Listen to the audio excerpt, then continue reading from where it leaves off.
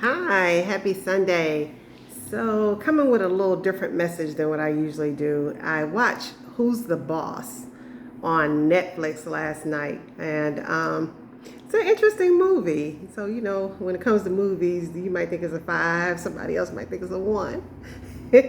So, I watched the movie, and Albert Einstein quote. It reminded me. Oh, sorry about the motorcycles. It reminded me of Albert Einstein quote.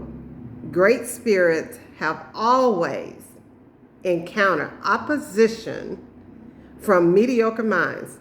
In a nutshell, I'm going to say that one again. Great spirits have always encountered opposition from mediocre minds. You know, word of encouragement. If you're on these jobs, jobs, or you're operating your business and you're wondering why I'm always having these problems with people on in these situations and other people are not having these problems, it may be that you're dealing with a mediocre mind and you have a great spirit. So I have 5 takeaways from this movie. One, mediocre minds will view great spirits as a threat. I'm not going to get a movie away just in case you haven't watched it yet. But check out the relationship between Hawa and Leah, and you'll know exactly what I mean. So you may be on your job doing what you do. You're just vibing. This is who you are. It comes natural to you, and you're expressing your gifts on your job. And then you have these bosses that see it as a threat, and they're trying to squash you this way, that way, and left way instead of having a conversation, right? A lot of times you can clear up a lot of confusion with a conversation. Ask me what I want. Just because I'm great don't mean I want the same thing that you want in a job, right? Or even if we're supposedly in competition with each other for something, just because I'm great doesn't mean that I'm a threat to you. I may not want what you want. And likewise, if you see somebody great, don't view them as a threat.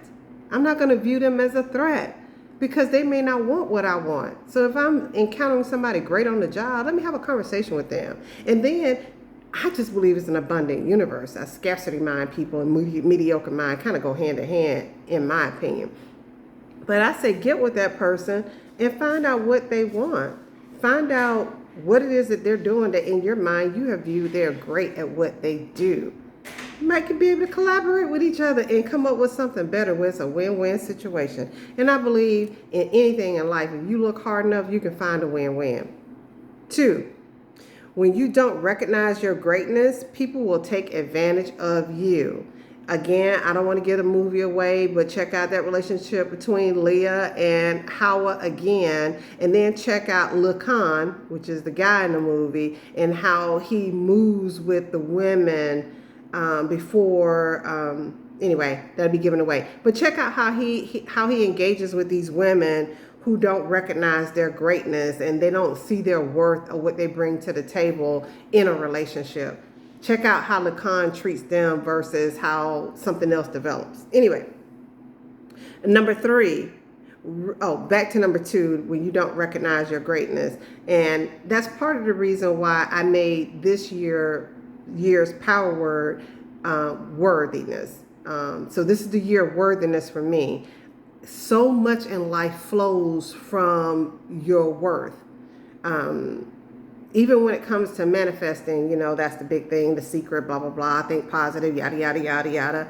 But it's a feeling component that goes with that. And I think when we feel worthy, it activates that feeling component and it strengthens the frequency that we emit out into the world so that we can attract more what we desire and deserve into our lives. So when you don't recognize your greatness, people will take advantage of you. They'll use your ideas and won't even say, hey, thank you, right? You can pour into people's life. They won't even pour back to you. People do not give where they're fed. And I never understood that concept, which it doesn't really matter because at the end of the day, the universe keeps a good tab. And that person's still going to get blessed. That person's still going to grow. And that person will still get what they need to get from life. However, you may be shortchanging yourself when you're taking from others and not giving back to them. Anyway, I'm not going to belabor that point. Number 3, real friends will push you towards your greatness. Check out the relationship between Leah and Jumoke. I think that's how you pronounce her name. Check out that relationship and that friendship. Your real friends will push you towards your greatness. They want what's best for you. They will try to open doors for you or help you see where you can open doors so that you can be great. Even if it's not really their time, because I'm not going to get a movie away, but it wasn't necessarily Jumoke's season, but she was still there for her friend. So all I'm saying is, if you have these people in your life and they call themselves your friend, but they don't give, they're not trying to push you towards your greatness. I remember when I was unemployed, I had several quote unquote friends that were working, and I had spent a lot of time in the government. I was out 8 years, and then I spent a lot of time in the government. So I didn't realize when you work in corporate, they have a mechanism where you can refer your friends for a job. And in hindsight, I'm thinking, well, none of y'all itches my friend, because you saw I was unemployed. My employment went as much as 4 and 5 months, right? And you still didn't go log into that little corporate computer and refer Angelin for a job. I've only had one friend in my career who went and he did that for me. So were these other people really my friends? Do you have a problem with me? And if you see that there's some problem or hindrance, then shouldn't you be a friend and be transparent and say, hey, Angelin, I would love to refer you for this job, but this is what I'm concerned about. I don't understand. So again, mediocre minds, right? Surround yourself with people that are great spirits, because they will push you towards your greatness. And then number 4, unchecked insecurity or not knowing your worth. I gotta look at my notes. Will have you begging for validations from the wrong people and poor boundaries. Again, check out how Leah interacts with Howard, her boss, who clearly is a mediocre mind and doesn't and recognizes that Leah is insecure and doesn't recognize her own worth. Check how Leah interacts with her compared to Lacan and Jumoke. Check it out, right? So people got balls to the walls with people who are in their corner, and then these people who want to put them down and talk bad to them and not respect their boundaries, then you mousy mice. What's that about?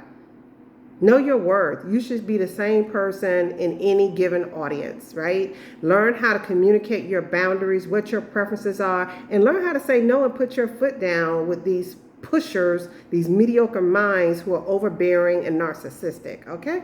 Anyway, number 5, vulnerability, mental connection, and purpose is the real intimacy. Again, check out Lacan, how he treats these other ladies, and then check out Lacan and how he treats a certain person as the plot of the movie starts to go. The separating thing was, one, this person wasn't interacting with him and, giving him the eyes, as he said. Yeah, so they're not interacting with him like, oh, you're the king. Stamp me with a validation of being in a relationship with you. No, this person didn't approach it that way. They had a mental connection. They shared their vulnerabilities. They built a real friendship first. So to me, that's the real intimacy, not sex. Let's connect mentally. How vulnerable can you be with me?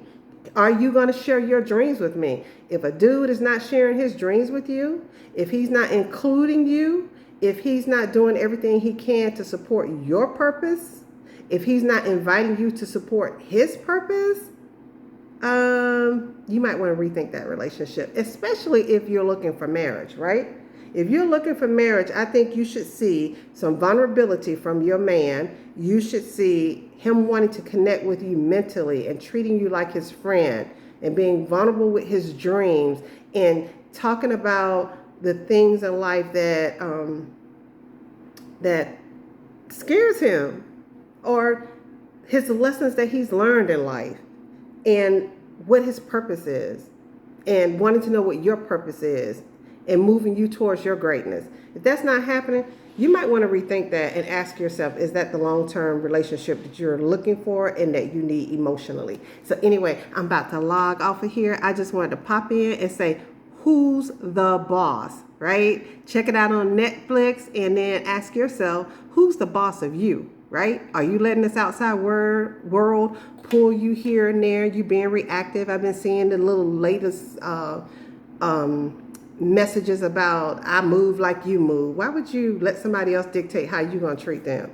You treat them based on what your own values are. So anyway, I'm not going to get into that, but check out Who's the Boss on Netflix and drop me a comment and let me know, did you see these 5 lessons and what lessons did you pick up that I didn't pick up? But I thought it was a nice movie. Good job, Netflix, and good job, Nigerian, I think it's called Bollywood. You guys are rocking it. I'll talk to you later. Bye-bye.